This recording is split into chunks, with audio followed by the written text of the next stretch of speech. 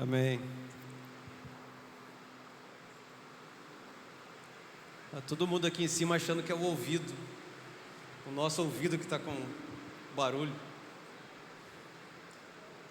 Yuri, dá 10 centavos de retorno aqui.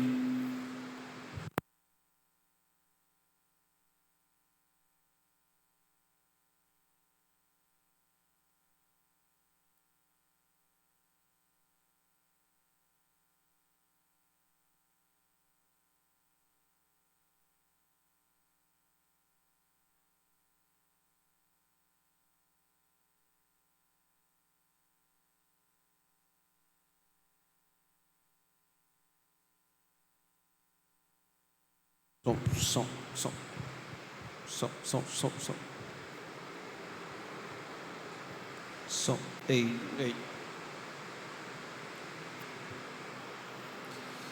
Som. Acho que você pode tirar um pouquinho aí. E aumentar aqui para mim. Aí, melhorou aqui. Glória a Deus.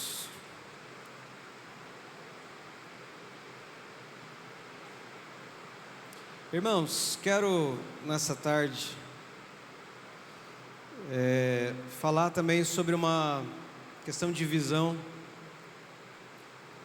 Moa passado, há um mês atrás, eu falei sobre uma questão da visão do trono, né? Como que a visão do trono pode afetar a sua vida, a minha vida, como que nós se nós mantermos essa perspectiva, essa visão do trono. E aí eu falei para você justamente sobre visualizar o trono, baseado ali em Apocalipse. Nós temos uma descrição do trono, Apocalipse capítulo 4. E essa descrição do trono e daquele que está sentado no trono, para João foi algo importante, porque quando ele é chamado ali um pouco antes, né, no início do capítulo, ele vai ser convocado. Então vem para cá, sobe, e quando ele sobe, ele sai de um mundo caótico da sua época, e ele vai para um lugar onde a presença de Deus é absoluta, governante, reluzente. E esse ambiente da sala do trono, que eu disse para você que é uma sala, a gente fala sala, mas é como se fosse a sala dele é o tamanho de um estádio, ou maior talvez, porque há milhares de milhares na sala do trono. E essa visão do trono pode trazer para a nossa vida equilíbrio, pode trazer para a nossa vida paz em meio ao caos. Essa visão do trono pode trazer um acalanto ao nosso coração que pode estar sofrendo na solidão.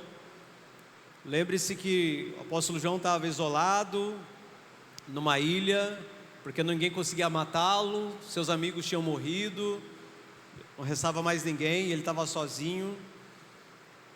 Havia o peso do cuidado pelas igrejas que ele nem conseguia mais ir, tanto pelo lugar onde ele estava, até pela sua idade provavelmente avançada. Mas a visão do trono traz para João algo que é impressionante, e que isso pode também ser realidade na nossa vida, basta nós cultivarmos essa visão do trono de Deus, amém? E aí eu falei algumas maneiras da gente cultivar isso. Se você não viu, está lá no YouTube, tem para você assistir de novo. Quero falar hoje sobre uma outra visão, uma outra imagem que é tão poderosa, que se repete várias vezes na Bíblia, não só como uma coisa que está no céu, mas é da terra. Então, eu falei de algo que está lá no céu, mas eu quero falar de algo da terra agora, mas que também é uma imagem, é um ambiente, uma paisagem poderosa. É a montanha. A perspectiva da montanha é o tema dessa tarde. A montanha, esse lugar, essa paisagem, ela é presente na Bíblia em vários episódios, muitos episódios, né? A gente tem Noé, a gente tem Abraão, a gente tem Moisés, a gente tem Elias, Davi, A gente tem guerras acontecendo e uma paisagem de montanha. A gente tem Jesus na montanha. Então é uma paisagem que se repete várias vezes. E a geografia bíblica, ela também nos ajuda, vamos dizer, um pouco disso, né? A primeira menção de uma montanha na Bíblia é com Noé. A arca de Noé pousou sobre a montanha, o Monte Ararat, ou Arará, que hoje seria ali no Líbano. Uma cadeia montanhosa, e talvez a maior de toda a menção bíblica era essa, mais de 5.000 metros de altura. Mas várias outras montanhas fizeram parte do cenário bíblico, assim como o Monte Moriá, que talvez seja o mais famoso, é o Moriá e o Sião, que basicamente são a mesma coisa. Moriá e Sião estão um do lado do outro. E quando a gente pega o Monte das Oliveiras, aí faz um triângulo. Você ligar os pontos, temos um triângulo. Então o Monte Sião está num lugar, aí desce por um vale, que hoje praticamente já não existe mais o vale. Você está no Monte Moriá. E se você for para um outro lado, para uma outra direção, você vai para o Monte das Oliveiras. O Monte Moriá é o que nós chamamos hoje de Monte do Templo, onde está o Domo da Rocha, onde Abraão ia sacrificar Isaac. Nesse lugar, onde Davi fez um sacrifício para que o anjo parasse a matança. Nesse lugar, Salomão construiu o templo. Nesse lugar, depois reconstruíram o templo. Depois reformaram de novo, até que ele foi completamente destruído em 70 depois de Cristo. E hoje só tem ali uma parede, uma lateral do que era o templo, o último. Logo próximo está ali aquela cúpula dourada, onde hoje o islamismo tem a chave ali do portão é deles, aquele lugar. Mas é ali é o Monte Moriá. O Monte Sião está um pouquinho para frente. Era onde Davi, principalmente, falava sobre o Monte Sião. Mas algumas vezes a Bíblia usa o mesmo nome para as duas coisas. Às vezes falar de Sião está falando da cidade de Jerusalém, porque é uma cadeia de montes, e são montes pequenos, e isso dá para a gente entender bem fácil. Então são montes pequenos, baixos. É como se a gente estivesse andando em alguns lugares ali do centro de Cuiabá, a gente fala, oxa, que subida, né? Aquilo seria um monte em Jerusalém. Nada foge muito ao que nós já conhecemos aqui, com exceção, claro, do Ararat, do Sinai. O Sinai hoje possui uma escada para você subir, mas na época de Moisés não tinha. Mas ali sim já dá uma subida legal, né? Quem subiu aqui o monte que nós temos ali em Santo Antônio Le Verger tem uma noção. Lá também agora vai ter escada e degrau, então vai ficar tudo facilitado. Se brincar, vamos botar até um elevador naquele negócio. Está tudo facilitando, né? Mas a questão da montanha, você vê que ela se repete muitas vezes na Bíblia. Eu não sei quantas vezes, não procurei, mas o que é interessante talvez para essa tarde é falar de como a visão da montanha, de como essa perspectiva de montanha também pode afetar a nossa vida de uma maneira bastante positiva. E aí, eu quero ler o texto bíblico. Não sei se vocês têm aí Bíblia Viva. Vou ler nessa versão. Aleluia. Êxodo 19, a partir do versículo 1. Eu vou falando as versões que eu vou usar. Só vai ser essa aqui e a NA. Êxodo 19 é uma das perspectivas sobre montanha mais impressionantes que nós temos na Bíblia. 19, 20, aí você pula lá para Deuteronômio, capítulo acho que 5 é o 9, vai mais ou menos repetir isso aqui. E é das visitações mais poderosas sobre a montanha, está aqui. E vamos lá, Êxodo 19, a partir do versículo 1. No terceiro mês da saída dos israelitas da terra do Egito, no primeiro dia desse mês, chegaram ao deserto do Sinai. Levantaram o acampamento de Refidim, foram para o Sinai e acamparam diante do monte. Moisés subiu ao monte para falar com Deus, e o Senhor o chamou e disse: anuncie o seguinte aos descendentes de Jacó, os filhos de Israel: vocês viram o que eu fiz aos egípcios e como trouxe vocês a mim, como se estivesse levando vocês sobre asas de águias. Agora, se derem atenção cuidadosa ao que digo e cumprirem os termos da minha aliança, vocês serão minha propriedade particular dentre todas as nações. Embora toda a terra seja minha, vocês serão para mim um reino de sacerdotes, uma nação santa. Diga essas palavras aos israelitas. Moisés convocou os líderes de Israel e transmitiu a eles tudo o que o Senhor havia dito. O povo respondeu a uma só voz: vamos fazer tudo o que o Senhor ordenou. E Moisés levou ao Senhor a resposta do povo. O Senhor disse a Moisés: falarei com você do meio de uma grossa nuvem. O povo ouvirá a minha voz e acreditará sempre em você. Então Moisés relatou ao Senhor o que o povo tinha respondido. E o Senhor disse a Moisés: tome providência para purificar os israelitas hoje e amanhã, que eles lavem a roupa e fiquem prontos no terceiro dia, porque no terceiro dia o Senhor descerá sobre o monte Sinai, à vista de todo o povo. Marque com cuidado limites para o povo em volta do monte e diga ao povo: tenham cuidado para não subirem no monte e não pisarem na linha dos limites demarcados. Aquele que tocar o monte será morto. Ninguém deverá tocar o monte com a mão. Será apedrejado ou morto a flechadas, seja homem, seja animal. Quando a corneta soar com um toque comprido, então o povo poderá subir no monte. Moisés desceu do monte e consagrou o povo, e todos lavaram suas roupas.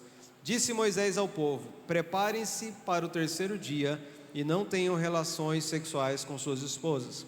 Quando amanheceu o terceiro dia, o povo estremeceu com o que viu e ouviu. Houve trovões e relâmpagos, uma grossa nuvem cobriu o monte, e ouviu-se um forte ressoar de trombeta. Moisés levou o povo para fora do acampamento, para encontrar-se com Deus até o pé do monte. Saía fumaça do monte Sinai, porque o Senhor tinha descido sobre ele no meio de labaredas de fogo. Subia fumaça como de uma fornalha, e todo o monte tremia violentamente. O som da trombeta aumentava cada vez mais. Moisés falava e Deus respondia por meio de trovões. O Senhor desceu no alto do monte Sinai e mandou Moisés subir até lá. Moisés subiu, e o Senhor disse a Moisés: desça e avise o povo para não ultrapassar os limites para ver o Senhor. É preciso dar esse aviso para evitar que muitos morram. Mesmo os sacerdotes que estão acostumados a se apresentarem a mim devem consagrar-se, senão eu os destruirei. Então Moisés disse ao Senhor: o povo sabe que não pode subir o monte Sinai, porque o Senhor nos advertiu, dizendo: marque limites ao redor do monte e consagre o povo.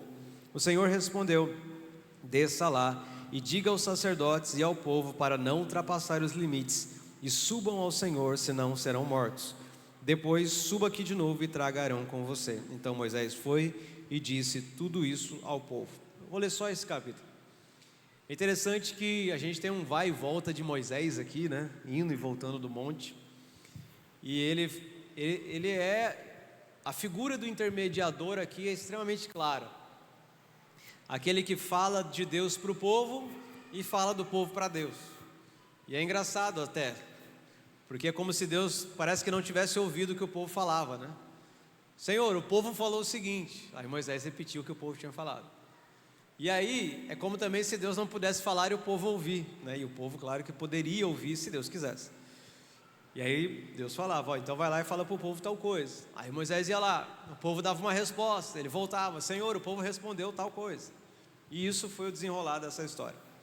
Mas no terceiro dia da preparação, que era o dia que Deus tinha marcado, quando ele desce sobre o monte, é a visão mais esplêndida entre os montes que a gente tem na descrição bíblica.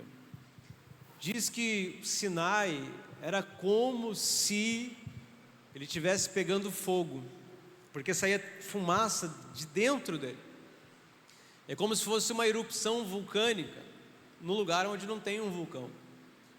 Mas não era só porque a fumaça saía ou subia dele, mas é porque também tinha uma densa nuvem e escuridão ao redor, fez aquele cenário, um cenário assim,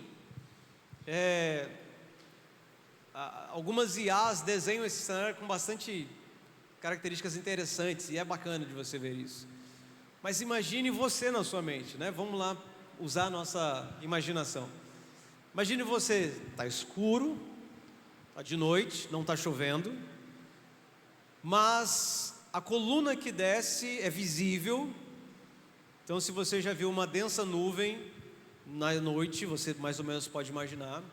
Agora, de dentro dessa nuvem que está tocando o pico do monte, dentro dela tem fogo, e você está vendo aquela nuvem por dentro pegando fogo, e ao redor do monte você está vendo sair fumaça, e das mesmas nuvens que têm aparência de fogo, também elas começam a dispersar raios.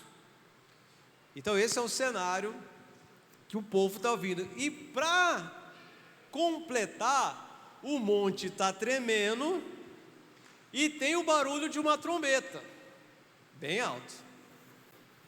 Então esse é o cenário da visitação de Deus no Monte Sinai. É isso que o povo se depara no terceiro dia após se purificarem. E o negócio ainda tem mais um detalhe.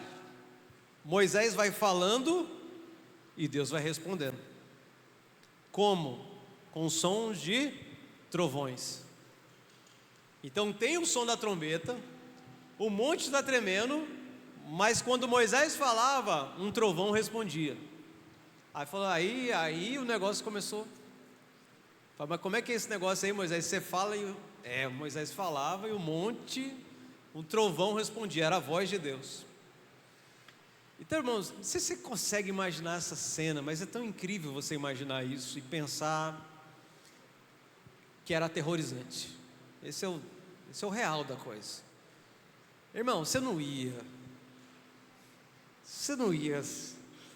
Eu sei que Deus falou, eu acho que, não, tinha alguns que iriam, mas a maioria, igual nós, não vai. A nossa reação, pelo menos de 90% aqui, seria a mesma reação deles. Porque teve um momento, tudo bem, Deus falou, não suba, põe uma linha amarela aí, uma linha de demarcação, ninguém sobe, que senão morre. E até os sacerdotes que já estão acostumados com o tabernáculo, não se consagrem, senão também vai morrer. Ainda tinha esse alerta, né? Mas devia ter um ou outro que a curiosidade era maior do que a consciência, e que talvez queria furar, né, a linha amarela ali. Deveria ter um ou outro, por isso o aviso, não subam. Mas a maioria, e eu creio que hoje é a mesma coisa, não iria entrar no meio dessa nuvem que está pegando fogo, porque tem esse detalhe. Não é só o barulho, não é só o monte tremendo, o som da trombeta, trovões respondendo, a nuvem está pegando fogo. Ela é aquela coisa envolta ali em chamas. Irmão, quem que vai se arriscar a subir nesse negócio? Só que o povo ficou com tanto medo que eles até disseram assim, nem fale o Senhor conosco, que Moisés ouça e nos transmita. Então todo aquele cenário era para terminar de uma outra forma, se não fosse o medo do povo. Ainda que eles não poderiam subir naquele momento, o propósito de Deus era de que eles fossem aprimorados. Isso é um propósito claro de Deus. O que Deus falou um pouco antes aqui, no meio do capítulo, é que Deus estava fazendo deles um reino de sacerdotes, uma nação santa para Ele. Esse reino de sacerdotes, essa nação santa teria acesso à montanha, mas eles não puderam, e na frente disseram, nem queremos ouvir a voz. Então, se eles já nem queriam ouvir a voz, muito menos subir a montanha, não havia disposição. Isso é um fator bastante importante. Ainda que naquele primeiro momento eles não poderiam, mas o que estava no plano de Deus era a nação santa, o reino de sacerdotes. E aí, claro, né? Aqui a maioria é irmão de algum tempo de casa. Você já sabe que esse versículo ele está de novo no Novo Testamento para nós, e que nós somos chamados desse reino de sacerdotes e dessa nação santa. Nós fomos feitos, nós nos tornamos. E é legal que esse texto também está no Novo Testamento, que é o texto sobre a montanha, sobre o terror daquela noite. E eu não estou exagerando tanto. E aí eu quero que você vá comigo, antes da gente comentar um pouco mais, para Hebreus capítulo 12. Isso talvez é importante você marcar.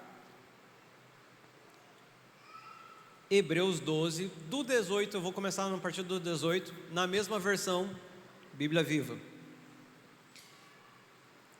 Hebreus 12, versículo 18. Vocês não tiveram de ficar face a face com o terror. Essa é a palavra que essa versão bíblica utiliza para aquela noite. Vocês não tiveram de ficar face a face com o terror, o fogo ardente, a escuridão, as trevas e uma terrível tempestade, como os israelitas no monte, quando Deus lhes deu as suas leis.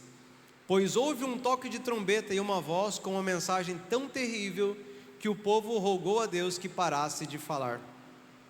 Eles recuaram atordoados diante da ordem de Deus, de que até mesmo um animal que tocasse na montanha devia ser apedrejado. Vou parar aqui, porque aqui é Êxodo 19. A partir do 20, no 19 o povo fala: olha, nós nem queremos ouvir. O que vai acontecer a partir do 20 e por vários capítulos de Êxodo? Moisés sobe, Arão subiu uma vez, desceu, os sacerdotes subiram, desceram, mas depois Moisés sobe. E é quando Moisés passa 40 dias, 40 noites no monte. O que ele estava lá? Recebendo as leis, não só as 2 tábuas com os 10 mandamentos, mas várias leis, né? São vários capítulos em Êxodo. Como Moisés demora, o que é que o povo acabou fazendo enquanto Moisés não descia do monte durante 40 dias? O bezerro de ouro. Eles acham que Moisés morreu. Agora isso aqui que é impressionante. Você acabou, imagina você está lá no meio, você acabou de ver todo esse terror, Deus desceu no monte, você ouviu a voz de Deus, Moisés subiu, a nuvem está no monte, só que a descrição bíblica não nos dá mais a entender se durante os 40 dias ficou só a nuvem ou as outras coisas continuaram acontecendo. Parece que não. O monte só vai tremer depois que Moisés desce, que aí é o versículo 21 desse texto de Hebreus. Mas parece que durante os 40 dias ficou a nuvem lá, Moisés subiu. Uma nuvem no topo de uma montanha não é nada muito difícil de acontecer. Mas olha, em 40 dias, os irmãos que passaram pela visão da montanha pegando fogo se desviaram. Os irmãos que viram trovões e relâmpagos e densas trevas e o monte fumegando e tremendo, som de trombeta e tal, se desviaram em 40 dias. Então, irmãos, a gente não pode se achar assim, então, né? Porque a gente nem vimos muitas vezes essas coisas, então a gente também está suscetível a desviar em menos de 40 dias, né? Na verdade, todo mundo está suscetível. Se não nos desviamos, pela misericórdia do Senhor não nos desviamos. E nem as experiências seguram uma pessoa para não se desviar. Uma experiência só. Uma experiência só pode ficar no passado e a pessoa acabar se desviando. Infelizmente. Foi uma experiência poderosa? Foi, mas se desviaram. Você pode ter tido uma experiência também poderosa e pode acabar se desviando. Então não se apoie somente em uma experiência. O ato contínuo é o que nos mantém no lugar correto. O que é o ato contínuo? Não é um dia, não é visitar um dia um monte e nunca mais saber o que é aquilo. Não é visitar um dia a sala do trono e depois esquecer daquilo. Um ou outro irmão compartilhou comigo que ouviu aquela mensagem, teve uma experiência X, uma experiência Y, fiquei muito feliz. Alguns irmãos praticaram a questão de visualizar a sala do trono e receberam algo. Mas não adianta entrar e visitar uma vez e sair. Vai ficar só uma lembrança, e a lembrança ela vai ficando mais fraca. Se você já foi em algum lugar de férias e faz vários anos que você foi, você até lembra, mas ficou um negócio meio fraco na sua memória. Irmãos, até um monte pegando fogo pode ser uma lembrança que enfraquece na sua cabeça. E aí Moisés subiu 40 dias. Quando ele desce com as tábuas da lei, ele desce porque Deus mandou descer. Falou: Moisés, desce lá e dá uma olhada no que está acontecendo. Quando Moisés desce e eles entendem o que aconteceu, o bezerro de ouro, a turma adorando, fazendo festa para um ídolo, Deus começa a manifestar uma ira tão grande para destruir o povo, que aí é o versículo 21. O próprio Moisés estava tão amedrontado com aquela visão que tremia de medo. E isso aqui é um complemento que está no livro de Deuteronômio, porque em Deuteronômio ele escreve dizendo: olha, eu tive tanto pavor e medo, porque o Senhor disse que iria destruir, que diz lá em Deuteronômio que Moisés ficou prostrado por 40 dias para que Deus não destruísse o povo. Esse negócio de 40, né? Moisés ficou por ali, por aquele monte Sinai, muito tempo. Sobe, fica 40 dias, depois desce, se prostra 40 dias para Deus não destruir o povo que tinha sido levado pela idolatria. Até que finalmente ele pega o bezerro de ouro, joga no fogo, queima aquilo ali, uma galera vai morrer. Você sabe como é que funciona o Antigo Testamento. Alguém vai ter que morrer. E não foram poucas pessoas que morreram naquele tempo. Moisés sobe de novo, porque quebrou as tábuas da lei de indignação, e ele fez certo, porque ele expressou o que estava no coração de Deus naquela situação. É uma das poucas vezes que a gente vê alguém quebrando algo que Deus fez e Deus aprova. Então não saia quebrando nada, né? Outro dia Moisés foi lá e bateu na rocha, nem quebrou, só bateu, e foi desaprovado. Então a ira, o ser humano expressar a ira é extremamente difícil estar alinhado com o coração de Deus, ou com a ira de Deus. A gente não sabe fazer isso muito bem. Então é melhor deixar nas mãos do Senhor do que a gente tentar fazer as coisas. Aqui é talvez das únicas vezes que na Bíblia nós temos tal aprovação. A outra que eu me lembre de cabeça é Jesus virando as mesas dos cambistas no templo. Fora isso, não estou no momento me lembrando.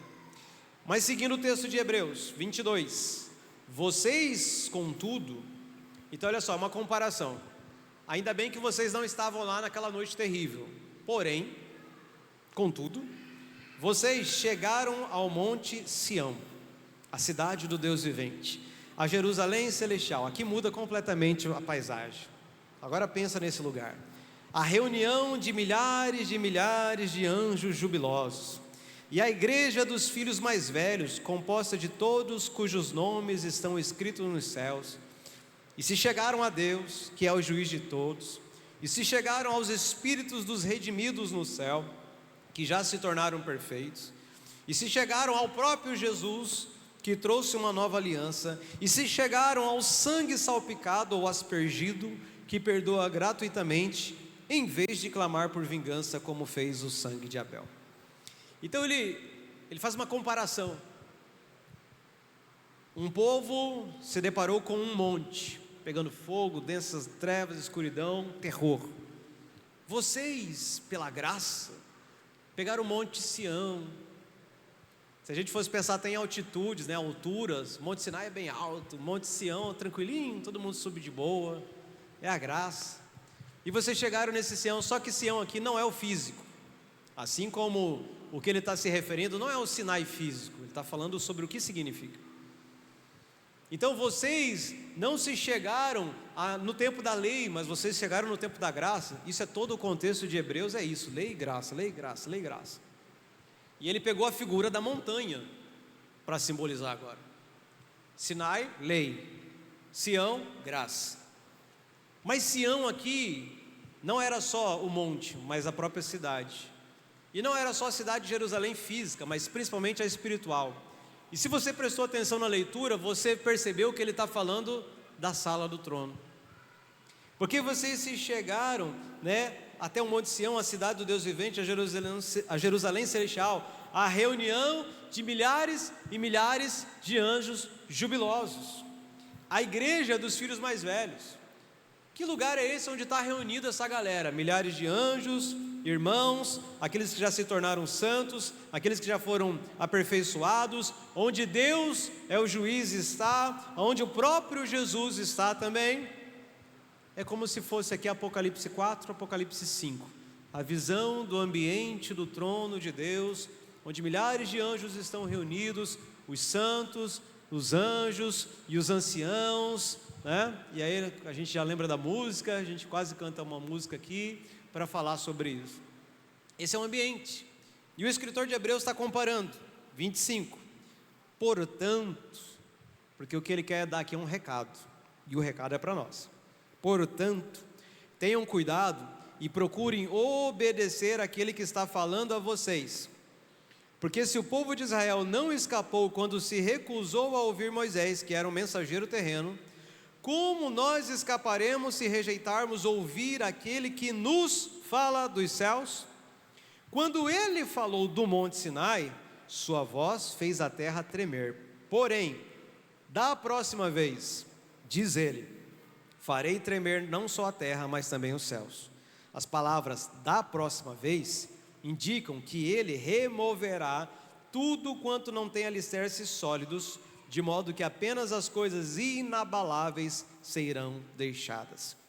Visto que nós temos um reino que nada pode destruir, sejamos agradecidos, servindo a Deus com corações gratos e com santo temor e reverência, porque nosso Deus é fogo consumidor. Pegou aqui toda a paisagem que ele está utilizando da montanha, e a paisagem sobre a voz de Deus. Deus lá no monte falando, trovões, Moisés ouvindo, o povo começou a ouvir, o povo disse, não fale o Senhor conosco. Moisés, Ele fala contigo, você fala para nós. Nem isso nós queremos. E aí o escritor de Hebreus diz, tenham cuidado de obedecer àquele que está falando a vocês. Porque ele fala dos altos céus para nós. O que Deus queria lá no Monte Sinai é o que Deus quer mesmo, é a mesma coisa que Deus quer hoje.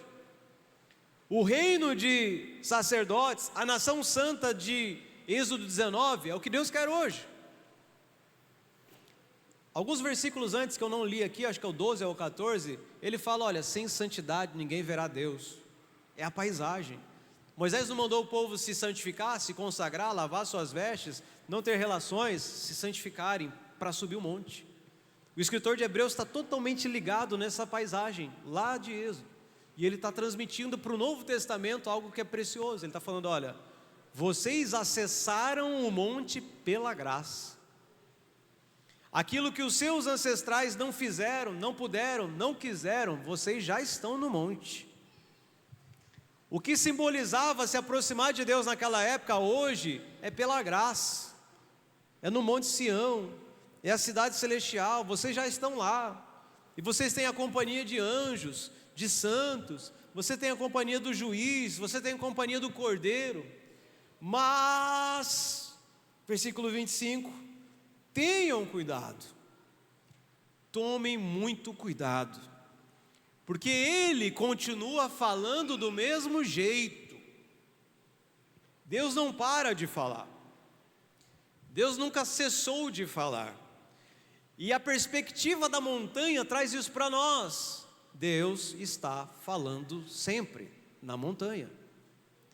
E quem está na montanha precisa estar com seus ouvidos abertos. Quem quer se aproximar da montanha não pode ter medo de ouvir a voz de Deus. Ou senão você não sobe na montanha. Não vá até a montanha. Ou senão você vai ficar dependendo de intermediários a vida toda. Quem vai para a montanha é para ouvir a Deus. Quem quer subir a montanha é para ter um relacionamento com a voz de Deus.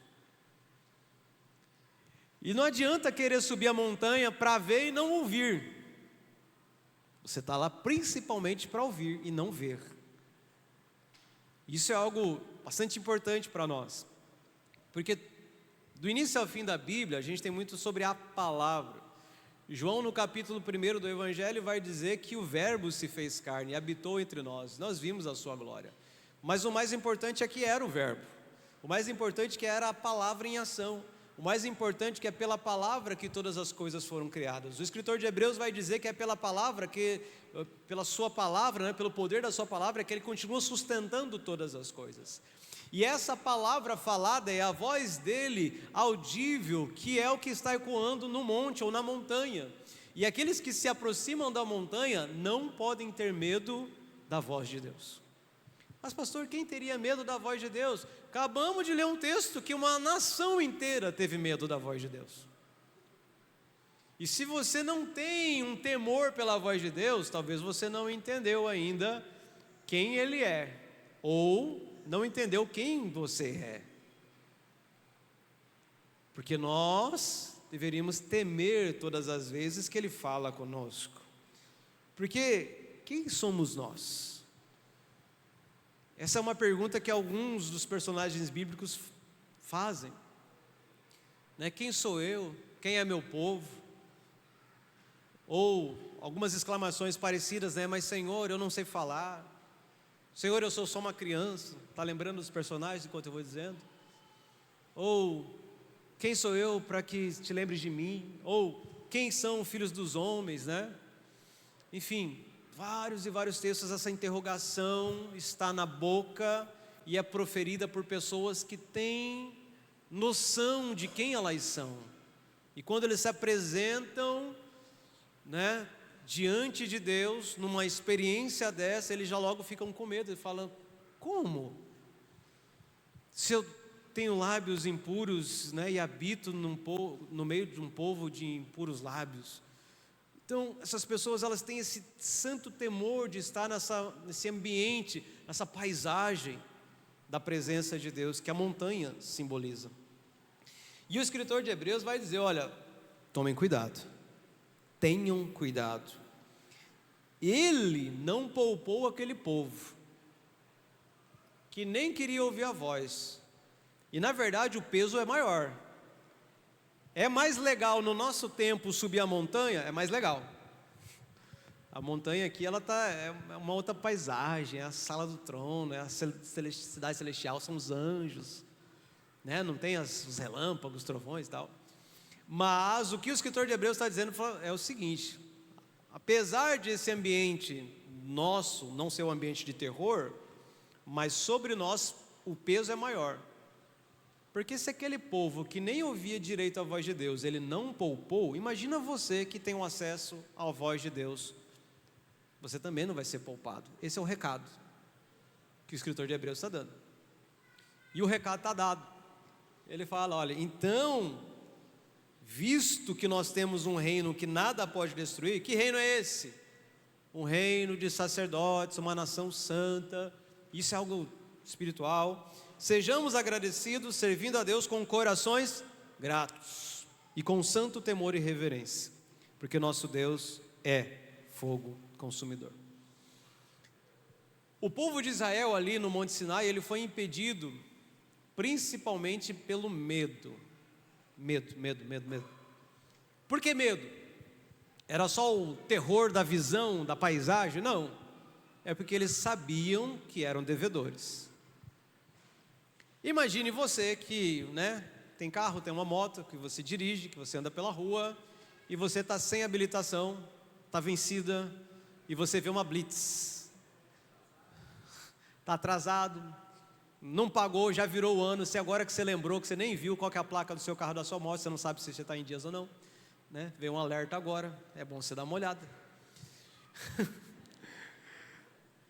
Mas quando você sabe que não está em dias, aí você vê uma blitz de longe, você sabe que você está devendo.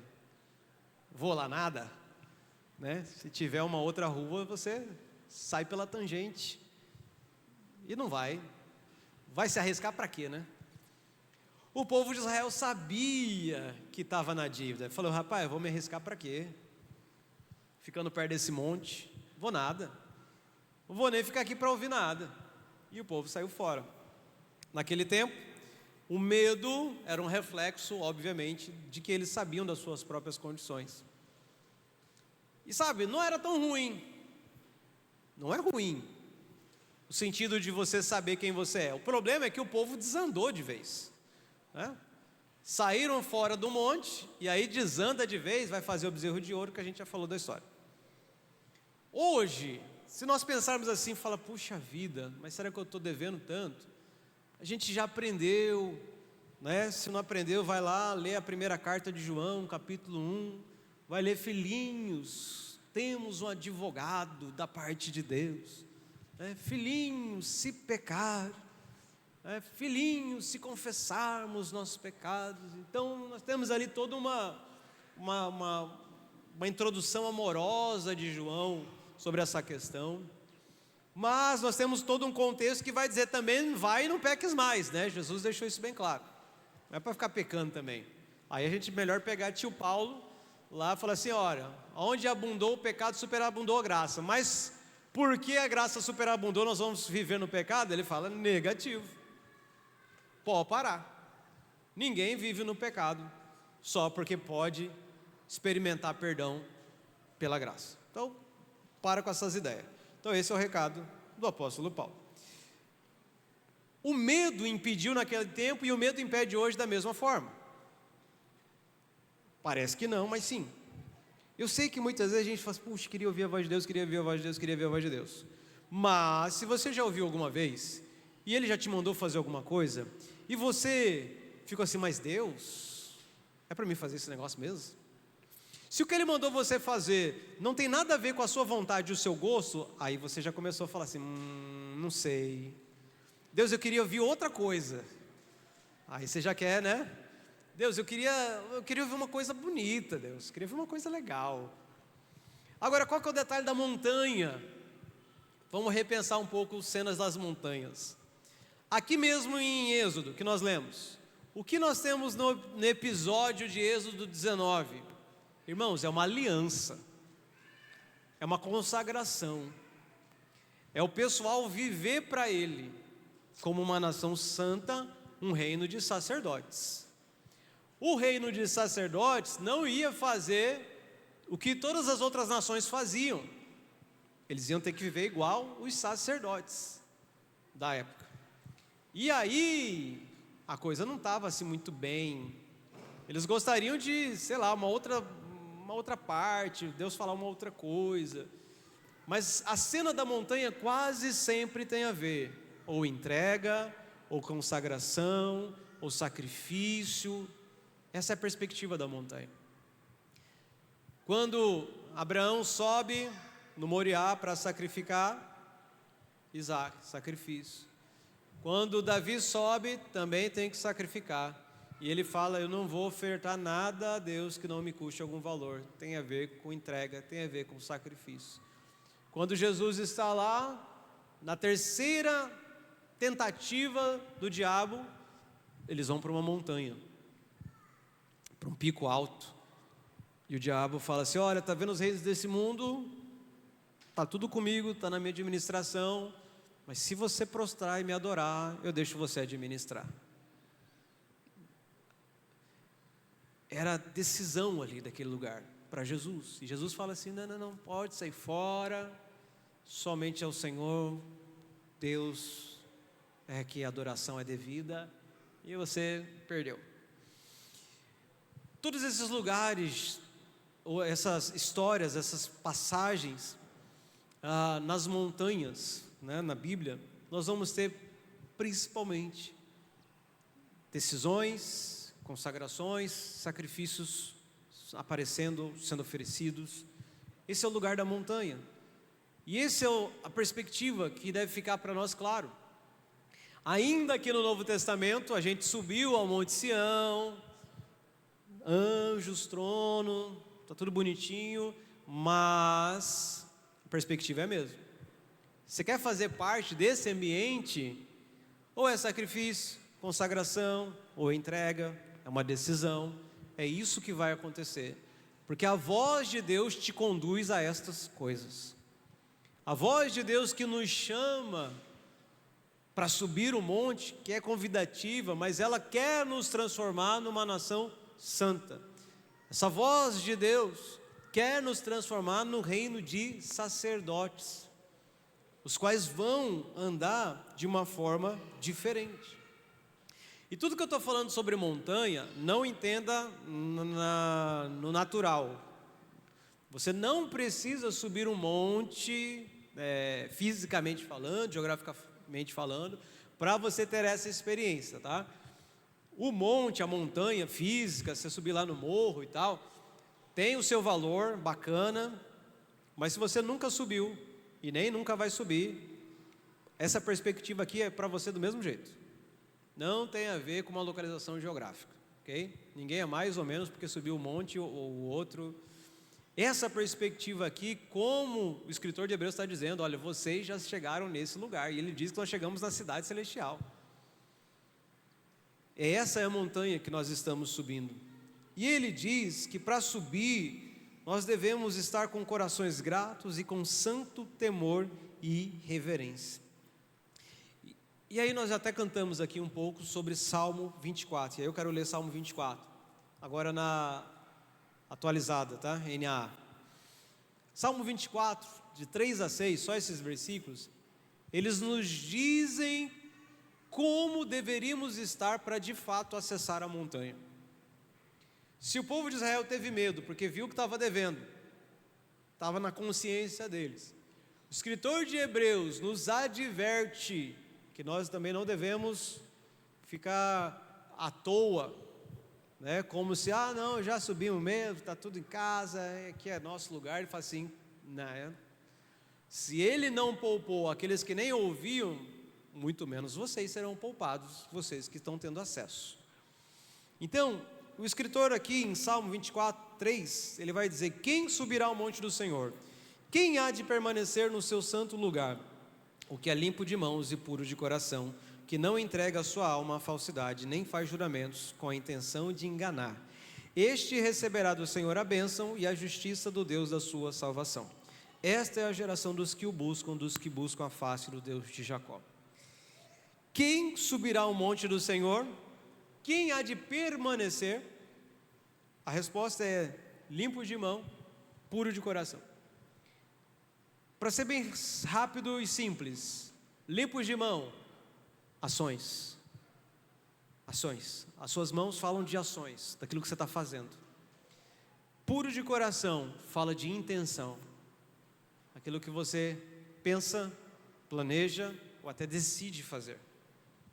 Puro nas ações, puro nas intenções.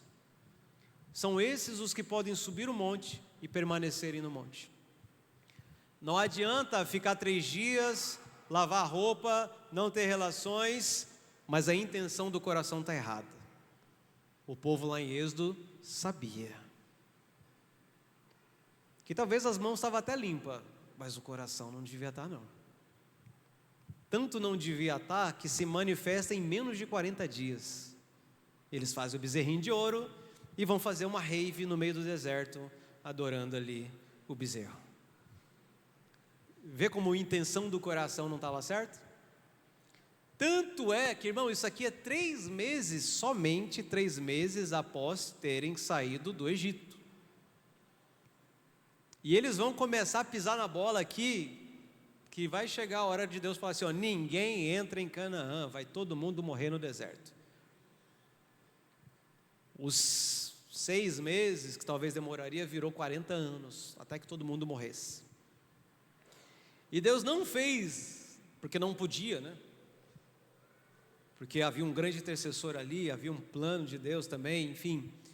Porque senão Deus já tinha eliminado todo mundo naquele momento, e acabado com tudo, começar de novo com Moisés. Mas Moisés clama, fala: Deus, não, Deus. Ele se ajoelha, fica prostrado 40 dias, fala: Senhor, não.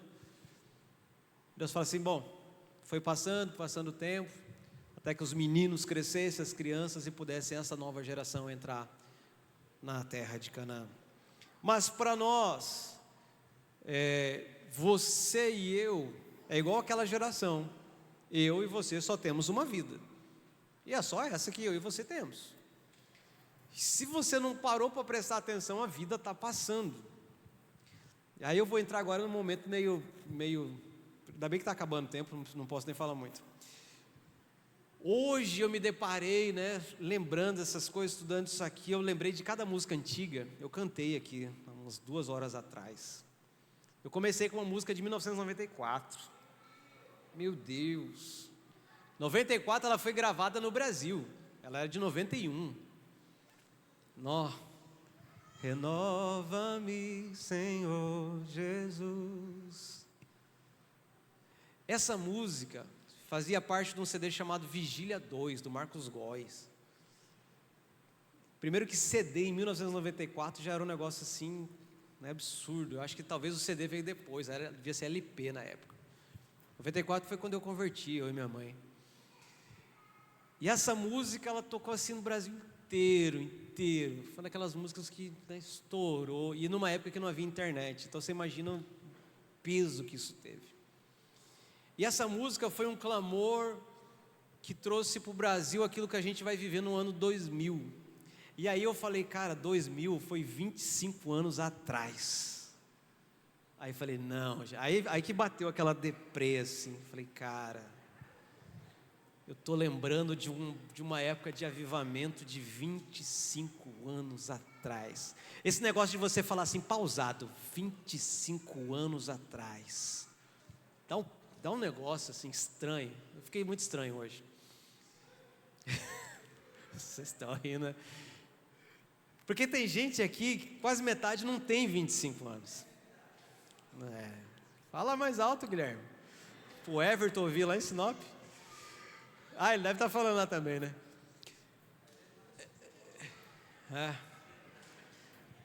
Cara, 25 anos atrás, era 2000 a gente estava explodindo. Porque em 99, aí David Keelan soltou uma pedrada, que era fogo refinador. Purifica meu coração, quero ser como o ouro, e a prata refinada. Fogo. Aquilo ali, essas eram as canções que a gente cantava. A gente ainda não tinha chegado na época de por todo lado, sou abençoado. Não, as bênçãos não tinham chegado. Sabe, esse negócio todo de bênção, não tinha chegado. A gente só cantava música assim. Acho que 99 foi a época do primeiro CD da Lagoinha, que era Diante do Trono. Chamava Lagoinha, não chamava Diante do Trono. Eles lançaram uma música chamada Diante do Trono. Eu me prostro diante do trono. Isso deu o nome do ministério depois. Eu me prostro diante do Rei. Essas eram as canções. Em 2000, eles trouxeram várias canções e gravaram um CD chamado Aclame ao Senhor. A primeira música desse CD era: Pai da vida, atrai-me, meu coração está em ti. Então, a gente não cantava sobre bênção, a gente só cantava de uma sede e uma fome. Aí eu caçando essa música, eu pego um vídeo, David Keelan, Heloísa Rosa, Mike Shea, Davi Silva, gravando lá no Aprisco, em BH, um dos CDs chamado Fogo e Glória. Aí eu olho aquilo e falo: gente do céu, isso foi há 25 anos atrás. Quando a gente só tinha canções sobre fome, canções sobre sede, canções sobre eu quero subir, e a gente começou a falar da montanha, algumas músicas já trouxeram o rio, aí virou aquele negócio, né? era fogo de um lado por causa do refinador, o outro queria subir a montanha, e tinha a galera do rio. A gente não sabia o que fazia. O culto começava no rio, aí subia a montanha, de repente você estava dançando no fogo. O negócio é quando você entrava no fogo e caía no rio, que era para dar uma refrescada, e logo você tinha que subir a montanha, você estava molhado. Mas a gente ia invertendo, né? E cada culto virava uma outra coisa. Mas era um negócio assim. Aí veio a bênção, né? Aí entrou a bênção, aí a gente começou a cantar sobre as bênçãos, que aí veio muita gente e foi muita coisa. Mas sabe, a perspectiva da montanha nos faz continuar lembrando que ainda que estejamos subindo a montanha, que estejamos ouvindo a voz dele, que estejamos vendo a fumaça, a nuvem, a glória, tudo mais, nos faz lembrar que nós precisamos manter intenções e ações puras diante dele, para não sermos, deixa eu usar uma palavra amena aqui, para não perdermos isso, tá? Para não perdermos esse lugar. Nós podemos vivenciar a experiência que Jesus faz uma parábola, uma história ali, ele cria uma ilustração, e ele fala que muitas pessoas foram convidadas para um banquete, mas não queriam. Aí eles foram convidando e tal, até que pegou todo mundo que queria, qualquer um que quisesse. Eles entraram. Eles não tinham condições, eles não tinham famílias, não tinham dinheiro, não tinha nada. Foi só pegando, ele queria o banquete cheio. Só que no meio da festa, no meio do banquete, tinha um que não tinha vestes para o banquete. E o que fizeram com a pessoa sem vestes para o banquete? Tiraram ela para fora.